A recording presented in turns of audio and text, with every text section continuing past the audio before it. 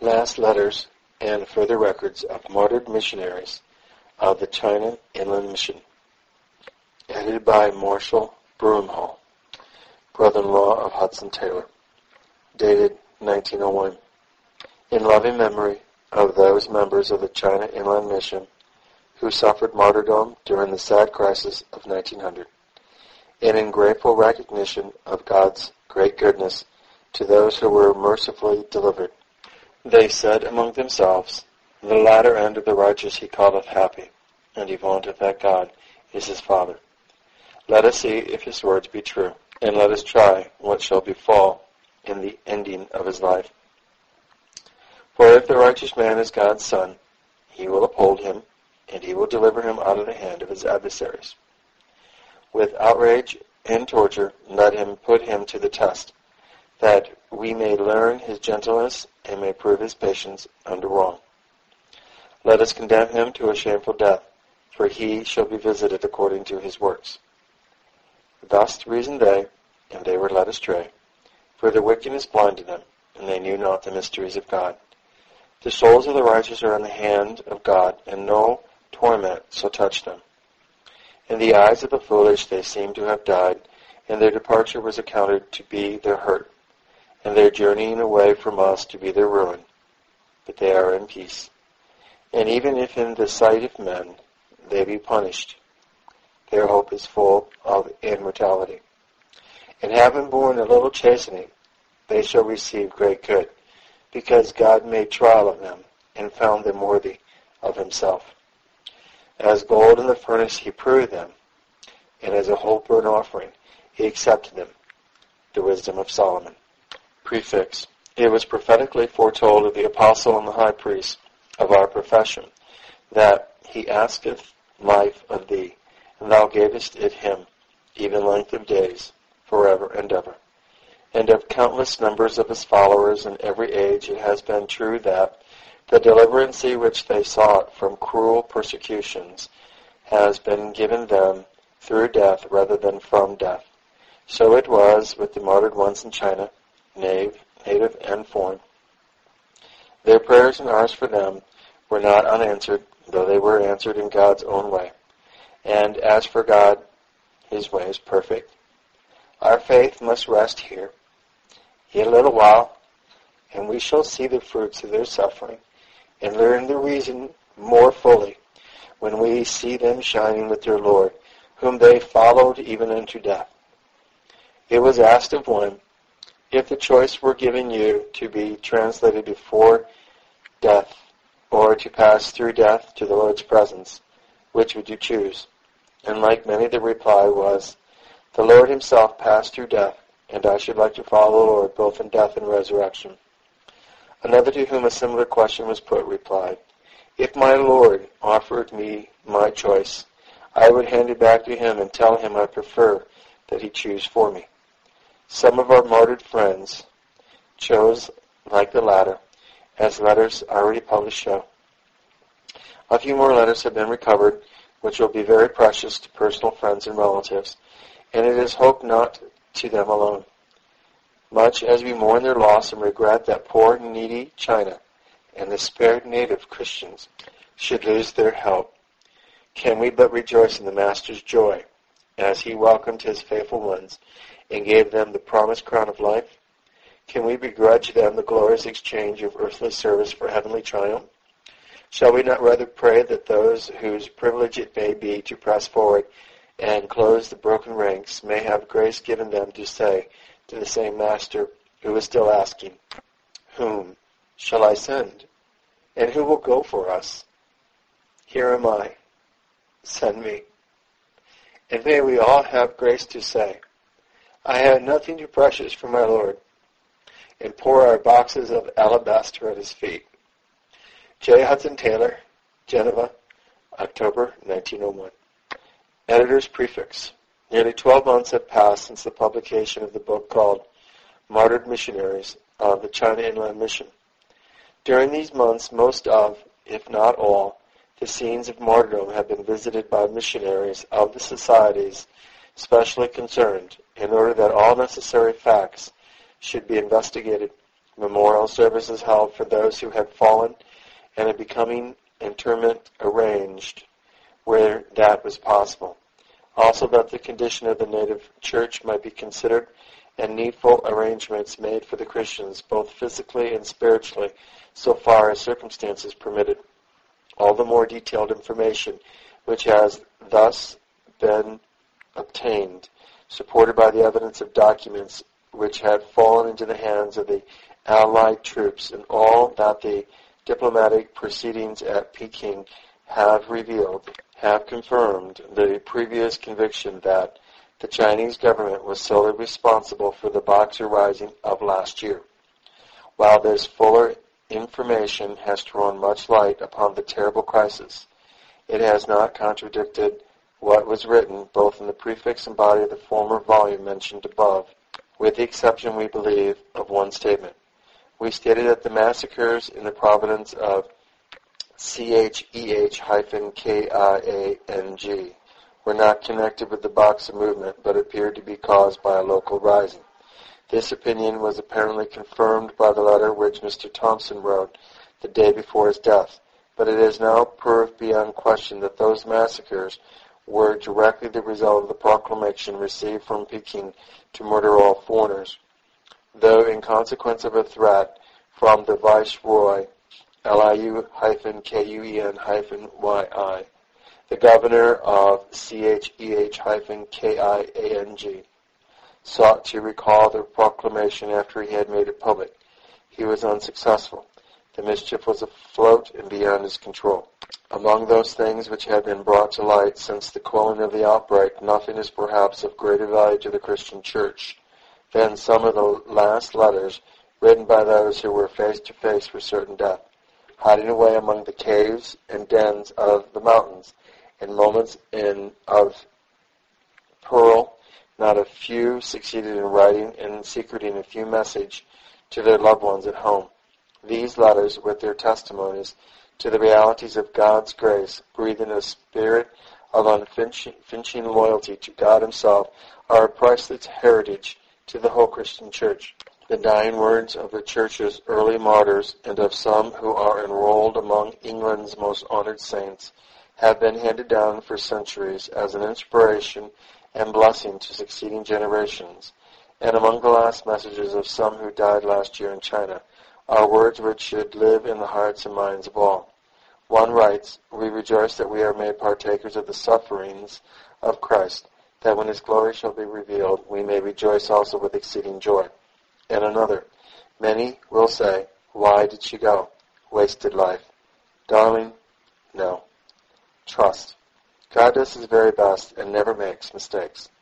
It is the conviction that such messages as these should go far and wide that has led to the publication of this book.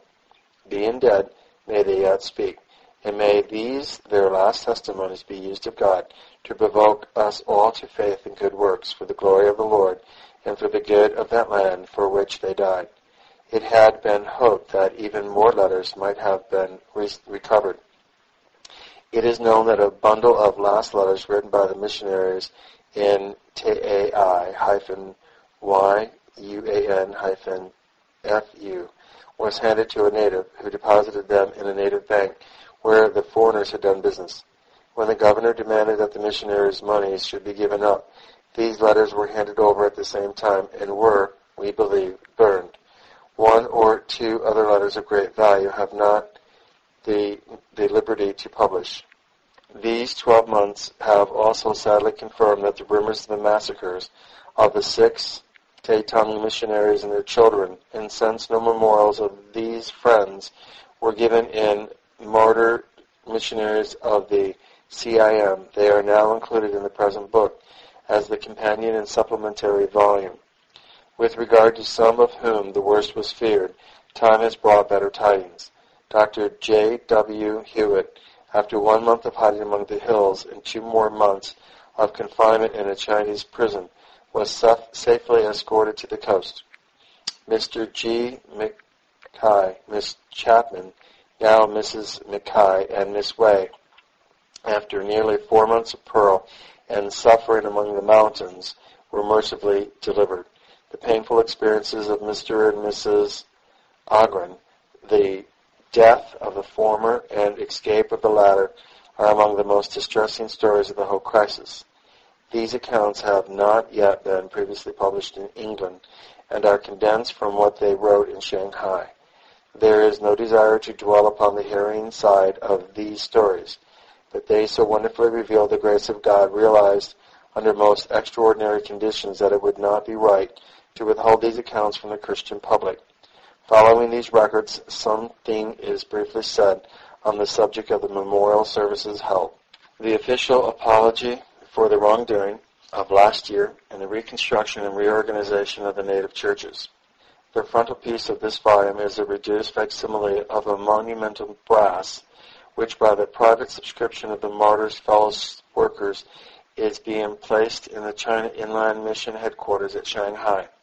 Carefully revised list of the names of all the Protestant missionaries who were killed during the Boxer outbreak are given, and in the case of the CIM list, the dates are now added.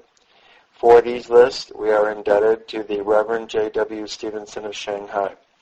In addition, many sadly interesting illustrations which will be of historic value from photographs of the funerals, local memorial services, and martyr graves are included, which, with the frontispiece and list of martyrs, make a memorial in some measure complete in itself. It is, however, specially printed and bound as a supplement and companion to the former volume. With regard to the missionary outlook in China, we would add a few words. There is much cause for thankfulness that the peace protocol has been signed and that the missionaries have been enabled to return to practically every district whence they were driven. Letters received from many of those who have already gone back speak of a friendly reception from the people as well as from the officials. While deeply grateful for this fact, there are, it need hardly be said, other aspects of the case which call for earnest prayer. The heavy indemnity demanded by the Allies will press upon the Chinese nation for the next 39 years. The Northerners, who have suffered so severely from famine and war, assert that they are too impoverished already to meet these heavy demands. The Southerners, who remain loyal to the foreigners' interests, protest in the name of justice against bearing the burdens of other people's sins. Unfortunately, the guilty government cannot bear the burden alone, and so special taxes, which will outlast the lifetime of one generation, will be made to meet the indemnities insisted on by the Allied powers, which demands are not calculated, to say the least, to produce peace and goodness. Would that the cause of friction were limited to the above, but the imperialist attitude of the Roman Catholics in making local settlements is such as to give grave cause for anxiety. The correspondent of the North China Herald writes, "The local officials express themselves as greatly gratified at the easy manner in which the claims of the Protestant Christians have been settled. The Roman Catholics lost much more heavily numerically, and their claims are not so easy to settle. As their cathedral was destroyed, they demanded that one of the public buildings should be given them. Either the governor of Yemen at the outer gate of which the massacre took place, or a larger college called the Ling Ten Tang, the provincial college. The governor said he was unable to give away public property, and eventually they presented what was practically an ultimatum, saying that at 4 o'clock on a certain day they would go and occupy the college, and if they were opposed and there was trouble, they would hold the local officials responsible. Not wishing for a scene or further complications, the authorities induced the resident staff and student to leave before the arrival of the priests, who at the time appointed appeared with many of their converts and took up their abode in the college. It will be cause for wonder if such conduct does not produce bitter resentment and become a factor of future difficulty. It is essential to the future of missions in China that no conduct should be allowed which builds up an imperium in imperial. Referring to the enmity, the Peking correspondent of the Times says, "The reasonable and honorable manner in which the London and other Protestant missions have arranged the local indemnities has given much satisfaction to the Chinese. The Chinese contrast their moderation with the heavy claims advanced by the Roman Catholic missionaries. They contrast also the expulsion of their religious orders from France, which is due, they read, to their intolerable interferences in secular affairs, with a blind support given by the French legation in China to the demands of the Roman Catholics, however unreasonable. Mr. D.E. Hoisty, Acting General Director of the CIM, during his recent visit to Shaanxi, after having made and presented to the officials estimates of mission losses, refused on behalf of the mission any compensation. The same course has been adopted by the CIM in Hanoi, where the loss of property was considerable, and also by the Xiaoyang mission. In the case of the late mission in TAI-YUAN-FU, a stone is to be built into the outer wall of the new premises with the Chinese inscription engraved, stating that, though full compensation could be justly claimed, this is not being done that the teaching of Jesus Christ may be exemplified, and that it may be plain to all that the missionary abandons personal rights for the people's good. Beneath this inscription, the government's signature and seal will be engraved. We hear that in consequence of the CIM and Xiaoyang mission giving up their claim to indemnity, the governor has added an additional sum of 10,000 to his previous voluntary gift of 40,000, or 6,000 pounds, for the relief and compensation of the native Christians. For the reoccupation of the many empty stations, many new workers will be needed. In the case of the Swedish Holiness Union, affiliated with the CIM, the whole mission was blotted out except one man at home on furlough. Already some volunteers have stepped forward, and Mr. A. Carlson, the aforementioned survivor, hopes in January 1902, in company with 3 men now in training, to start for China to reoccupy the old stations. The members of the Xiaoyang mission, with the exception of Dr. and Mrs. Edwards, were at home on furlough, were killed to a man, and so with the BMS in Shaanxi. Of the latter mission, 2 former members who had retired from the field have felt the present need to be a special call and have already returned to Shaanxi. In the CIM, the stations are being reoccupied so far as it is possible to draw off workers from other districts, but many more workers are needed. The following letter, written in May 1896 by Mr. T.W. Begat, one of the martyred missionaries, should lead us all to a careful consideration of our duty in the light of eternity. I look back on 1879 when I first reached China, and am filled with thanksgiving and joy at the chance God has wrought, and the more than 100-fold He has given for the labor and treasure expended in this province, Shaanxi. When I first reached this province, there was not one baptized Christian here, and only 2 recently opened stations. Now there are many hundreds of converts, many of them earnest, faithful men, and a large number of stations where thousands are brought under Christian influence. How shall we look on the investment of our lives and labor here, even from the near standpoint of 100 years hence? I am, I can truly say, more grateful every day for the opportunity of serving Christ, and I believe this to be the only true and sober view of life's realities. The work pressed home now will make all the difference a few years hence. With Armenia before us, we dare not count too much on future years. How suddenly the work was arrested there, and the door shut against much hoped-for labor. Will the writer of the above letter ever regret that he pressed home the work while opportunity permitted? Will he ever regret the investment of his life in labor? Surely never. And now that the door is once more opened, and for how long, who knows, shall not the work be pressed home? Let us each and all ask ourselves, how shall we look on the investment of our lives and labors 100 years hence? M.B. Marshall Broomhall. China Inland Mission, CIM, December 1901. A complete list of names are given.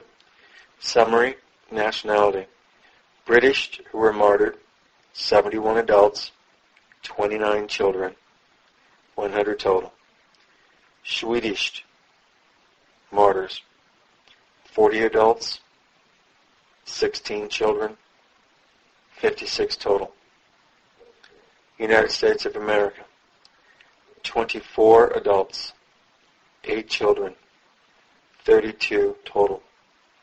A total martyred during the massacre in China, 135 adults, 53 children, 188 total.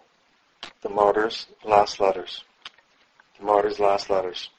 For long it has been known that those who suffered martyrdom in Shaanxi had in many cases been buried or handed to the care of trustworthy natives, letters which contained their last messages to the loved ones at home.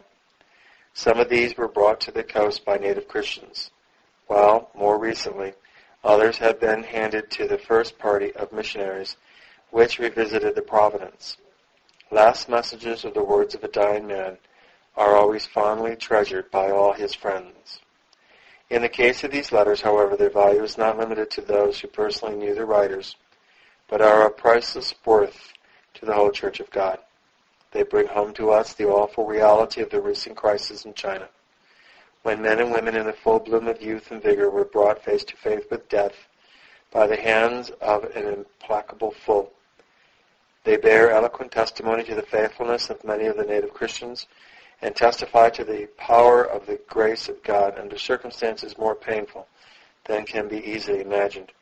They witness in an unparalleled way to the power of unseen and eternal truths in the midst of a materialistic age, and cannot be read by any true Christian without calling forth praise to God for the gift to this lost world of such noble and consecrated lives. On January 4, a little group of 6 people, 5 missionaries and 1 child, could have been seen secretly stealing out of the city of Ku Wu to seek a hiding place in the mountains. For safety's sake, they were divided into 2 companies of 3.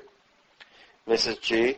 McLean, Miss Chaplin, and Miss Wei composing the first, and Mr. and Mrs. Duncan K. and child the second. By the mysterious providence of God, the first party were mercifully delivered after long and painful experiences, an account of which will be found on page 84. But the second party were cruelly put to death on September 15th after 2.5 months of successful but weary hiding in the mountains. Mrs. Duncan K.'s last letters to Mr. William Cooper. We are trying to get back to the city, and if we manage to get there, we shall then see what the officials are to do with us. But our fear is on the way back. We have had to bribe with money, or no one would take us in. The people here were so poor that they were glad to take us if we fed them, and after the affair was over, we were to give them some money. We fear many of our friends are in the same plight as ourselves. Some now have gone to glory.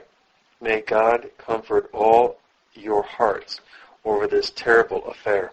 I feel so for my wee Barneys to be left like this. Please reward this boy if he gets to you. He has been faithful to the last and has had no money from us for 2 months.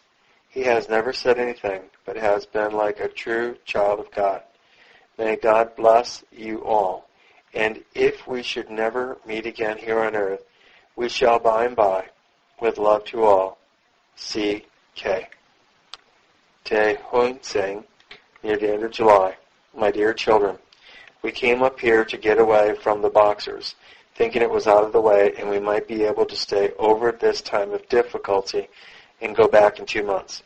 But we are molested every day by bands of bad men who want money from us. Now our money is all gone. We feel there is nothing for us but to try and get back to the city. This is no easy matter, and the roads are full of these bad people who seek our lives. I am writing this as it may be my last to you. Who knows, but we may be with Jesus very soon. This is only a wee note to send our dear love to you all, and to ask you not to feel too sad when you know we have been killed. We have committed you all into God's hands. He will make a way for you all. Try and be good children. Love God. Give your hearts to Jesus. This is your dear parents' last request. a loving Papa, Mama, and wee Jenny, CK. Away among the hills in the west of Shangxi lies the city of SIH-CHEO. In this city, Mr. and Mrs. Pete and 2 children, also Mrs. G. Hearn and Miss Edith Dodson, were stationed. On July 21st, these friends were obliged to flee and hide in the caves among the mountains. Driven at last by hunger, they were obliged to come forth, and when they were found by the Boxers and dragged before the magistrate, regarded as the offscouring of the city, they were refused protection and were sent from city to city. The officials in some cases endeavored to befriend them and send them to Hankow. But after weeks of weary wandering and imprisonment, they were attacked by 2 Boxers 15 miles south of the city of KUH-WU. They supposed guard fled before these 2 men, and all the party were put to death on August 30th. Mr. G. Pete's last letter. CHIN-CHIEH, Hills, north of Taining, HSIEN, July 25th, 1900. My dear Mama, after a long time of anxious suspense, not knowing what a day might bring forth, we were at last obliged, 4 days ago, to flee to these mountains, where we are in hiding in caves of the earth.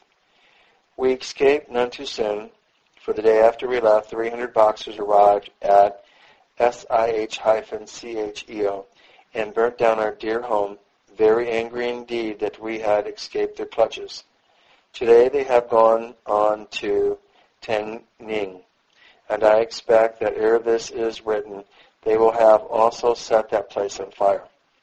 The 3 ladies there had, some time ago, escaped to their villages, and I expect now they have fled to the mountains. But our position is still very precarious, and it is said that they will search the hills for us in order to kill us. We have just heard of the murder of the Hughes, the Collins and child, Mrs. Burton and King, and native servant. Also, some time ago, of the murders of Mrs. Whitchurch and Sewell at HSIAO-I, and later of the murder of 14 of our brethren and sisters who have fled to Pingyangfu City. We were told today that we ourselves and the 3 Tangning ladies are the only foreigners still alive in the province. The question arises in our minds, are we to be saved, a remnant for the glory of God in the province, or are we to be taken to join our glorified brothers and sisters who have gone on before? Which to choose we have difficulty in deciding. When we think of our benefit, our own benefit, we would like to go to be with Christ, which is far, very far better. But when we think of the need of workers in China and the weak native church, we would fain be spared for longer service amongst our dearly loved people. But it is good that the decision is out of our hands, and in the will of our loving Father in heaven, who doeth all things well. Yet, one does hope and believe that God is going to deliver us out of the hands of our enemies. We feel our present refuge, an earthen cave, is not secure enough, being too open, so we intend moving today further into the hills and live amongst the dense vegetation that covers the mountain terrain bed so completely. It is very hard for the children, poor things. Mosquitoes abound, and their faces are so badly bitten that they look as though they had smallpox. We, with our 2 sisters and 2 native servants, have been living here for 3 days, all in one cave. We send out at night to a village 10 miles away, where there is a Christian family who keep us supplied with food, etc. Should our whereabouts not be discovered, we shall be all right. But if discovered, we shall all be killed, for the order of the provincial governor has gone forth to kill all the foreigners. Our magistrate is very angry that we have escaped from the city without his knowing about it. If only the war were at an end, we might be able to come out of hiding, but not till then. And even then, it will be very risky to expose ourselves too soon. It will be soon 6 weeks since we had any news from the outside world. We know not what country or countries are fighting with China. Our 4th, 5th, and 6th months' remittances of silver got no further than TIEN-TSIN when the roads were blocked. We can't even correspond with TAI-YUAN-FU and other cities on the plain. The reports in the Yemens all tell of victory for the Chinese and defeat of the foreigners, just as in the Japanese War. Of course, it's all for good to all who love the Lord, and what a glorious fruitage there will be in the future church of China. Our poor native brethren are suffering with us, and many have been driven from their homes and are hiding in the hills. We don't know if this state of things is general all over China, or if it is confined to Shaanxi, at present governed by the wicked governor Yu-HSIEN. The suspense is very difficult to bear, and yet the Lord is very good, and His word is very comforting and suited to our times of need. Now I must close this brief note, as we must prepare to move. In event of our being discovered, I will have this buried where it can be found by the natives and sent to you. With warmest love, till he come, your own loving son, Willie. In the Hills, July 27th, 1900. My dear Mama, Uncle, Sandyman, and all dear friends, the soldiers are just on us, and I have only time to say goodbye to you all. We shall soon be with Christ, which is far better for us. We only now be sorry for you who are left behind, and our dear native Christians. Goodbye. At longest it will only till he come. We rejoice that we are made partakers of the suffering of Christ, that when his glory shall be revealed, we may rejoice also with exceeding joy. With our warmest, dearest love, your loving son and nephew, etc. W. Pete. Mrs. Pete's last letter.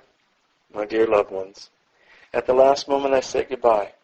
My Father is with us, and we go to him and trust to see you all before his face, to be forever together with him. With love to you all from us all. I have given my watch to a native to give to the first foreigner who will send it to Tina, my sister. Again with love, your loving daughter, sister, and friend, Helen Pete.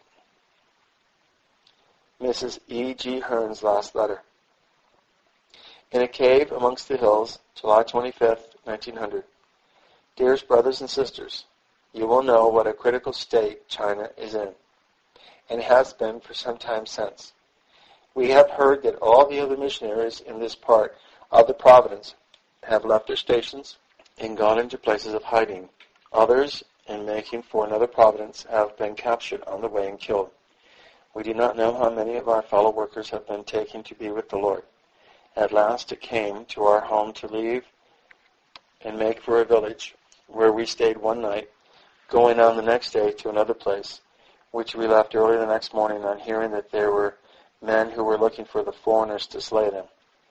We left CIH-SIH-CHEO on Saturday, July 21st. Our flight was sudden because we heard there were to be theatricals in the city the next day. On the following day, Sunday, over 300 of the Boxers came from other places. The Mandarin commanded them to burn Mr. Pete's house.